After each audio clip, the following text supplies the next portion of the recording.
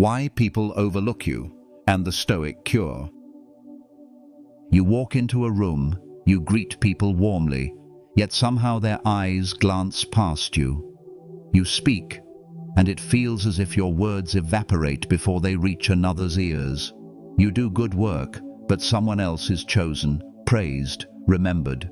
There is a sting in this invisibility, a quiet ache that grows heavier each time you notice it. And perhaps you've asked yourself in silence, why do they not see me? Why do I feel like a shadow in a world that shines its light on others? This is not just your experience, it is a universal one. Every person at some moment in life has felt the weight of being overlooked. Even the great philosophers, emperors, and artists walked through seasons where no one listened, no one cared, no one noticed. Yet the difference between despair and dignity lies in how we interpret this condition. The Stoics, men who lived centuries ago, knew this struggle intimately. They too were dismissed, mocked, and ignored by their peers. And yet they did not crumble under invisibility. They found strength in it. The truth is this: being overlooked can either consume you or forge you. It can make you bitter, desperate for validation, or it can sharpen you into someone who stands above the need for constant recognition. What decides this outcome is not the judgment of others, but the philosophy you carry within. If you live for their approval, you will always be enslaved. But if you live by principle, you will stand free, even if the world turns its back. Consider this: people often mistake being unseen for being unworthy. They confuse silence with rejection. But Stoicism teaches that the worth of a man or woman lies not in applause, nor in the gaze of strangers, but in the quiet discipline of the soul. What you do when no one notices, that is your measure. The question then is not, why do they overlook me, but why do I care so much that they do? That shift changes everything. Invisibility is not failure, it is an opportunity, a stage without an audience where you can train, refine, and harden yourself. The Stoics remind us that life is not theater, and people are not our judges. If the world does not see you, you can still see yourself. If others do not recognize you, you can still live in a way that you would recognize as noble. The pain of being overlooked can be turned into the strength of being unshaken. So let us begin. Let us step into the heart of this wound, into the frustration and sting of being invisible. And from there, let us learn the Stoic cure, the timeless medicine for those who feel unseen. For the world may overlook you, but you do not need to overlook yourself. You know the feeling well: a group conversation where your voice fades into the background, a workplace where your contribution is swallowed by louder personalities, a friendship where you seem to give more than you receive until you begin to wonder if your presence even matters. Being overlooked is not just about being ignored, it is about the deep cut it leaves in your sense of self. It is not simply that others fail to notice you, it is that in those moments you begin to doubt whether you are even worth noticing. This is the true pain, the erosion of confidence, the creeping sense that you are small, insignificant, replaceable. It is the way silence in response to your effort feels louder than any insult. It is the way being passed over for another can make you question your entire path. Why does it hurt so much? Because recognition is woven into the fabric of human life. We are social beings. From childhood, we depend on the gaze of others to affirm our place in the tribe. A baby cries not only for food, but for attention. A child seeks praise for drawings pinned on a wall. An adult longs for acknowledgement at work, in love, in friendships. The human heart, left entirely unseen, withers. Society amplifies this craving. In our age, attention has become currency. The more likes, followers, and mentions, the more valuable we are told we are.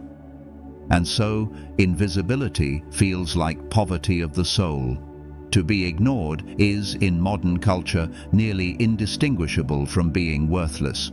But this is a lie, and Stoicism unmasks it. The Stoics taught that human beings make two fundamental mistakes when it comes to recognition. First, we believe that the opinion of others defines reality. Second, we believe that others are capable of judging us fairly. Neither is true.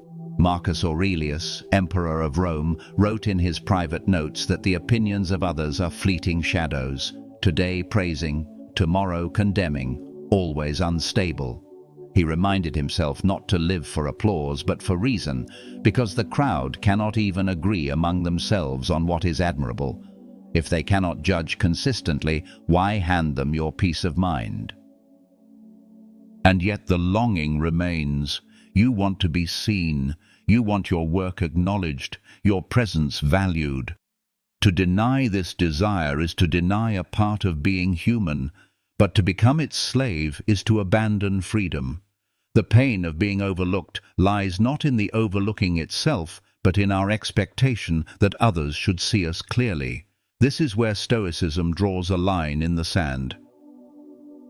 Epictetus, once a slave, said that our suffering comes not from events, but from our judgments about them. Being ignored is not inherently painful. It is our interpretation. This means I am unworthy, that cuts us. If you remove that interpretation, the sting weakens. If you replace it with a stronger perspective, their eyes are blind to me, but I will not be blind to myself. Then invisibility becomes bearable, even useful. Think of envy. When someone else is chosen over you, resentment boils within.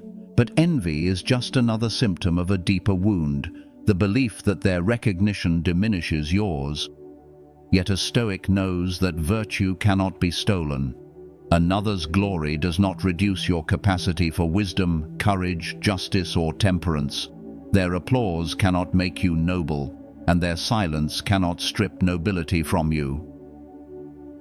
So the pain of being overlooked is real, but it is not final. It is not proof of inferiority. It is not destiny. It is a challenge, an invitation to return to yourself.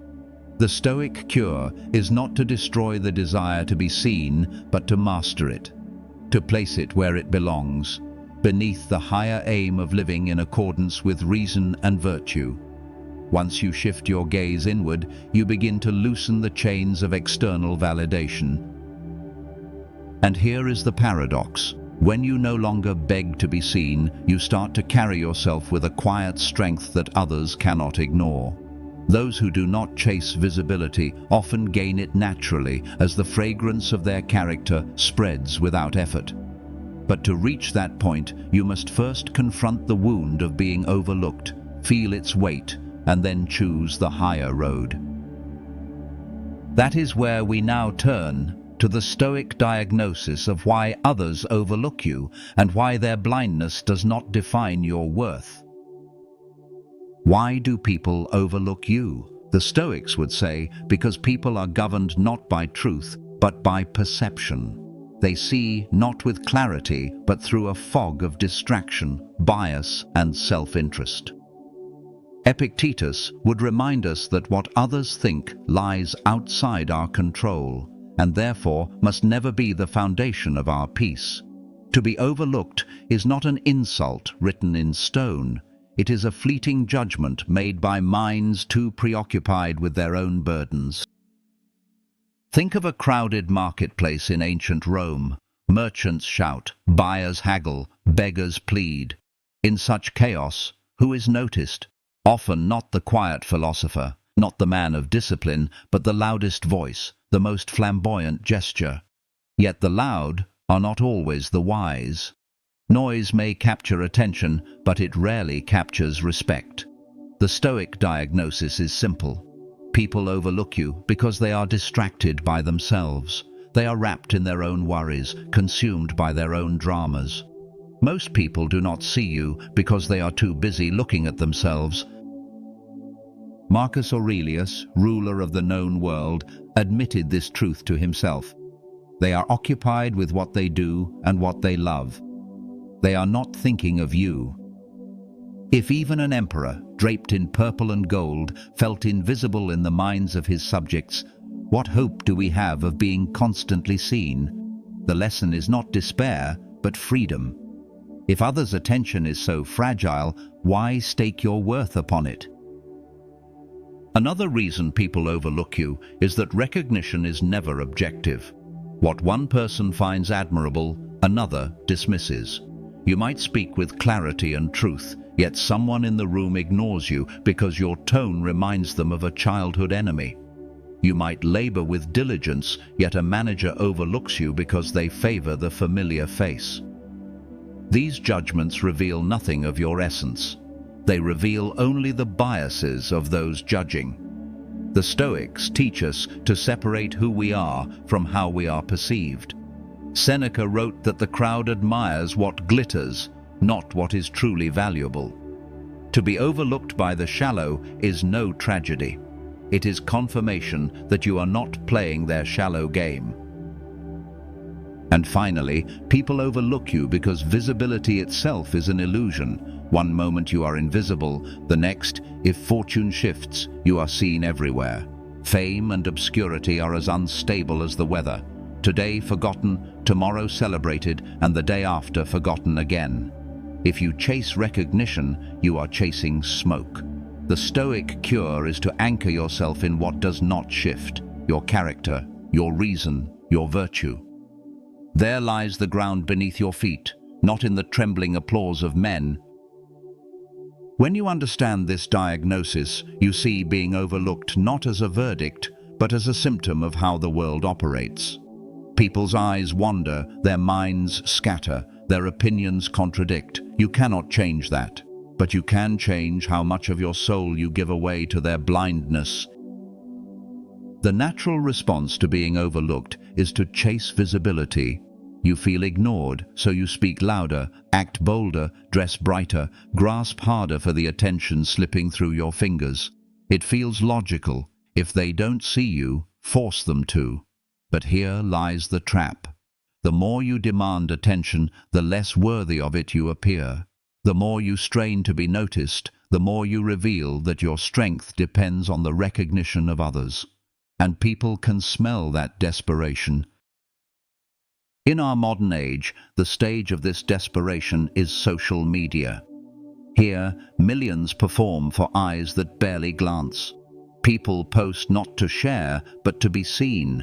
They measure their worth in numbers, in clicks, in comments that evaporate into nothing. But the Stoics would shake their heads. Epictetus would ask, "Is this within your control? Are these likes and praises things that depend on you?" The answer is no, and therefore the chase is slavery. Seneca warned against the pursuit of fame, calling it a burden heavier than chains.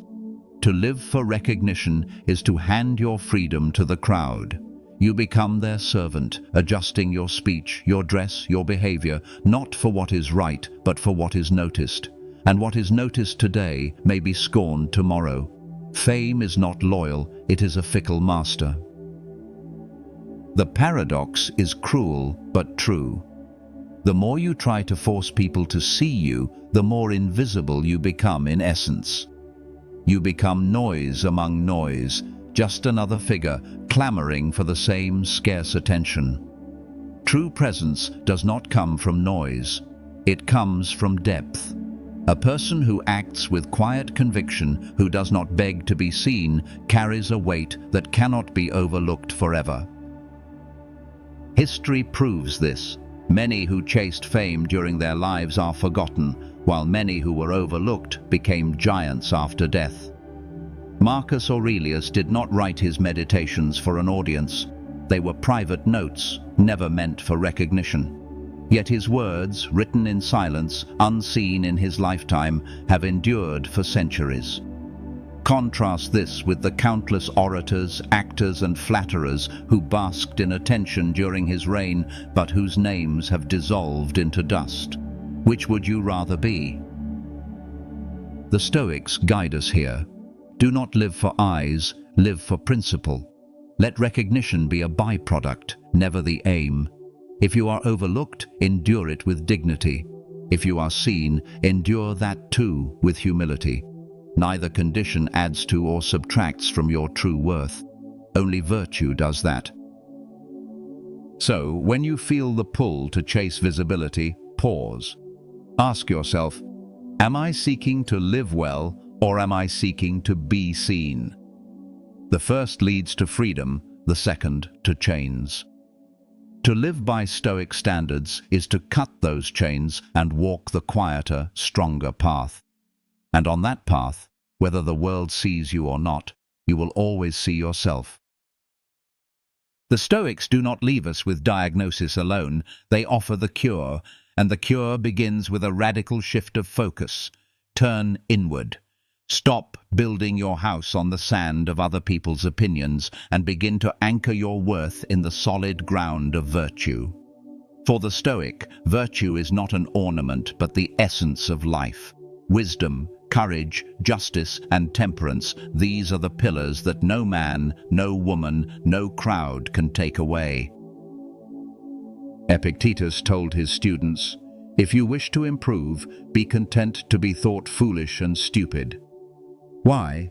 Because improvement is measured by what you are, not by what they think you are. When you let go of their gaze, you begin to strengthen the only thing that matters, the soul's alignment with reason and nature. To be overlooked then becomes irrelevant, because the one person whose recognition you cannot escape, yourself, begins to see clearly. Redefine your self-worth, not by the titles given to you, not by the applause received, not by the silence endured. Redefine it by this question: did I live according to virtue today? If the answer is yes, then you have succeeded, no matter who ignored you. But how do you practice this cure? How do you embody it day by day? The Stoics give us exercises, practical tools for building inner strength. Each morning, reflect before the day begins. Ask yourself, what is within my control? What is beyond it? Place recognition, approval, and attention firmly in the category of beyond my control. Place effort, virtue, integrity in the category of within my control. This distinction is the foundation of Stoic peace. Throughout the day, when you feel the sting of invisibility, return to this truth: their blindness is not my burden. Remind yourself that their silence cannot alter your capacity for wisdom, their dismissal cannot strip your courage, their ignorance cannot rob your justice, and their neglect cannot touch your temperance. Your virtue is your fortress. At night, review the day. Marcus Aurelius did this in his journal. He asked himself, did I live in line with reason? Did I act justly? Did I control my passions? Did I remember what lies in my power? This evening reflection is not for self-punishment, but for self-alignment. Each day is practice. Each day, an opportunity to grow less dependent on recognition and more anchored in virtue. The more you turn inward, the more the pain of being overlooked fades. You begin to see invisibility not as an insult, but as a test, even as a gift. For when the world ignores you, you are free to cultivate strength without interference. And when that strength matures, it needs no validation to shine. So the Stoic cure is simple, though not easy. Care not for being seen, but for being true. When you live this way, recognition becomes a shadow that follows, not a chain that binds. There is a power greater than applause, a magnet stronger than attention, quiet strength. People may ignore noise, but they cannot ignore presence. And presence does not come from demanding to be seen. It comes from embodying a force that is undeniable even in silence. The Stoics understood this deeply. They were not performers, but practitioners. Their strength did not roar, it resonated. Think of the oak tree. It does not beg for recognition, nor does it shout to the forest that it stands tall. Yet every creature knows its shade, every traveler senses its firmness, every storm respects its roots. That is quiet strength, an existence so steady, so grounded, that it cannot be overlooked even if no one speaks of it. In your own life, quiet strength begins with discipline. Speak less, act more. Show through deeds what words cannot prove. When others talk over you, let your work carry the weight of your character. When others dismiss you, let your patience demonstrate a resilience they cannot match. People remember the one who does not waver, the one who remains calm when others panic, steady when others scatter. Marcus Aurelius was an emperor, yet his strength lay not in shouting commands, but in his composure. In the face of betrayal, war, and plague, he remained firm. His meditations reveal a man who wrestled with fear and anger, yet returned always to reason. He did not crave the spotlight, yet history has remembered his quiet strength more than the loud triumphs of his generals. In practice, quiet strength means resisting the impulse to defend yourself every time you are overlooked. It means choosing dignity over desperation. When someone ignores you in a meeting, you do not need to shout. When someone forgets your contribution, you do not need to beg for acknowledgement. Instead, continue your work with excellence, continue your life with principle. Over time, this steadiness carves its own respect. But beware, quiet strength is not passivity. It is not hiding in fear or shrinking in insecurity. It is power restrained, directed inward, mastered. The Stoics were warriors, senators, emperors, slaves, men who acted decisively when action was needed. Their quietness was not weakness, it was clarity. They knew when to hold silence and when to speak, when to endure and when to act. In your own journey, cultivate this balance. Learn to pause before you react, to ground yourself before you respond. Let your strength be felt in your restraint. The world is filled with noise, with people clamoring for attention.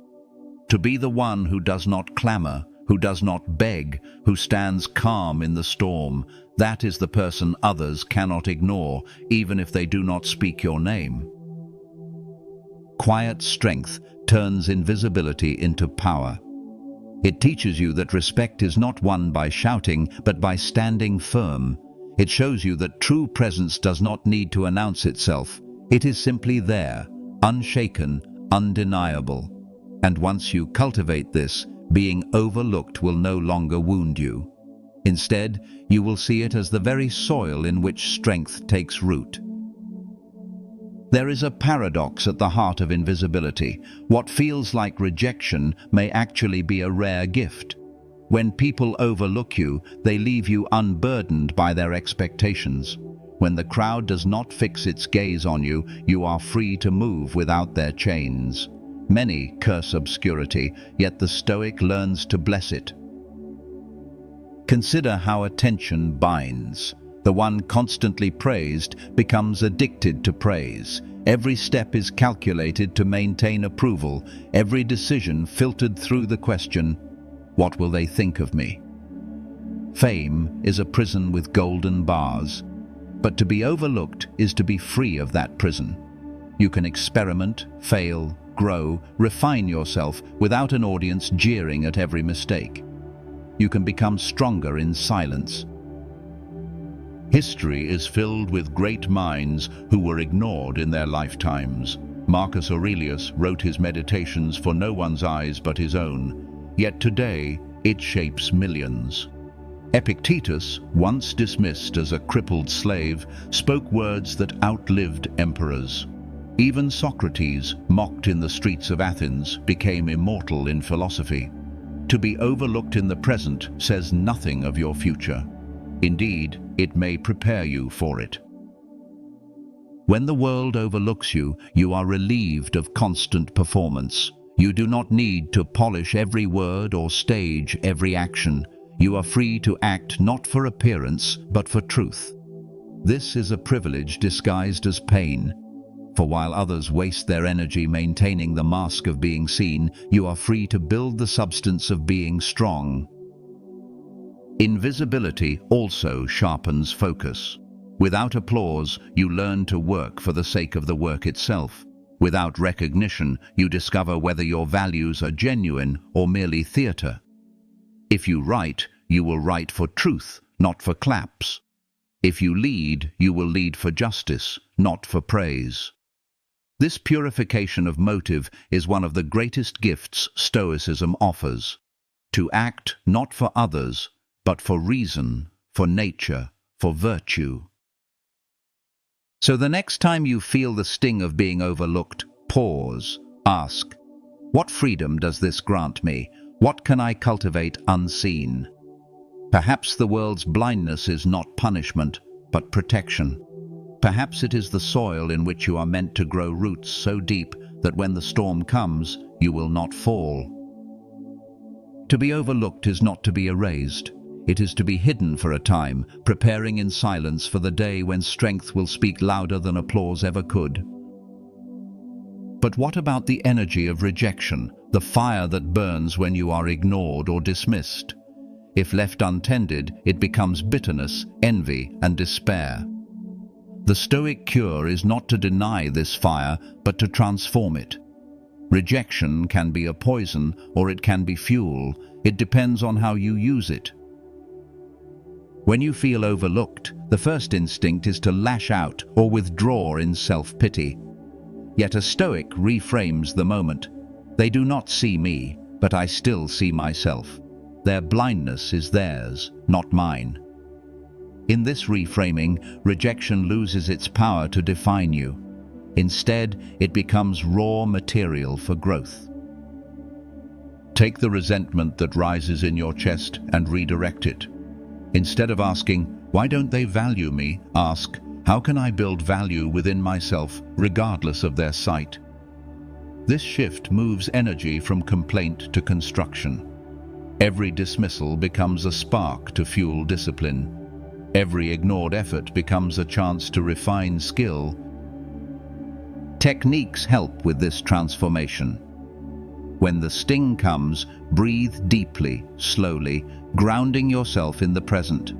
Say inwardly, this moment is mine. Their judgment is not. Let the breath carry away the impulse to prove yourself. When words of defense burn on your tongue, hold them and write them instead in a private letter you will never send. Clarity comes in writing, and pain dissolves when transformed into thought. Channel rejection into projects of substance. Work when no one watches.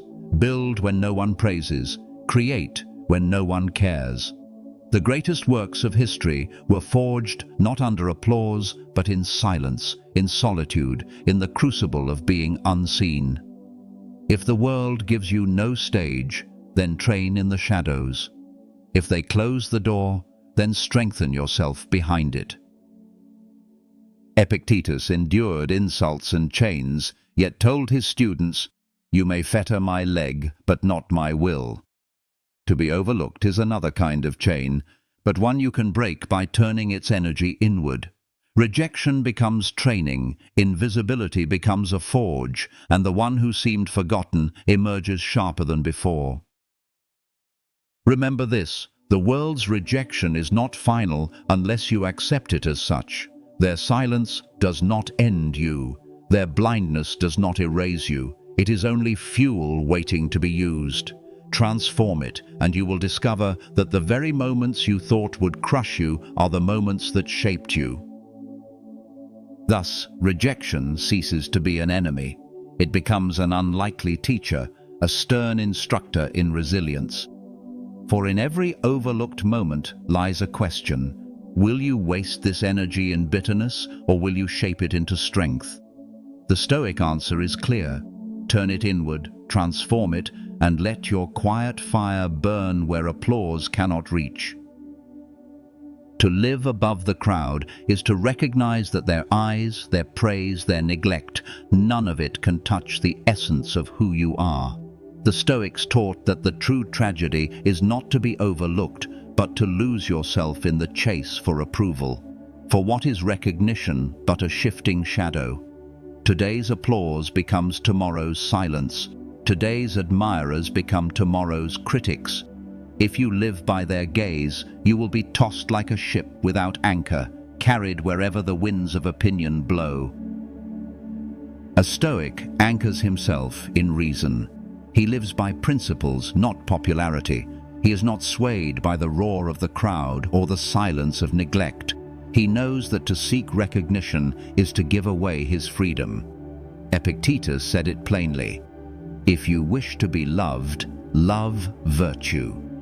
For virtue is the only thing that cannot be stripped by neglect or inflated by applause. The danger of craving visibility is that it makes you a slave. If you need their eyes to affirm you, then your soul belongs to them. But if you find contentment within, if you need nothing from the crowd to feel whole, then you rise above them. You do not despise them, but you do not bow to them either. You walk among them as a free man or woman, not a beggar for scraps of recognition. To embrace solitude is to practice this freedom, not loneliness, but solitude, the art of being content in your own company, of finding richness in silence, of building strength where no one watches. Marcus Aurelius often reminded himself that the opinions of the masses are small, concerned with trivial things. Why let such triviality determine the weight of your soul? Better to walk alone with truth than march with the crowd toward falsehood. Real freedom is this: to need nothing from others to live well. To be seen or unseen, praised or ignored, applauded or dismissed. It changes nothing of your course.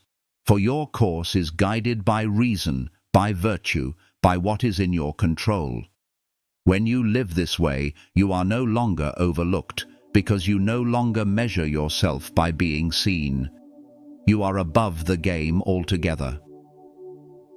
This is what it means to live above the crowd, not arrogance, not detachment from humanity, but independence of soul. You can engage with others, love them, serve them, but you do not depend on their recognition to know who you are. You are whole already. And yet, here lies the final irony. When you no longer chase recognition, when you cease to hunger for eyes upon you, that is when people begin to notice. The world respects the one who does not beg for respect. The crowd is drawn to the one who stands calm and unshaken, not the one clamoring for attention. Presence, when it comes from within, radiates without effort.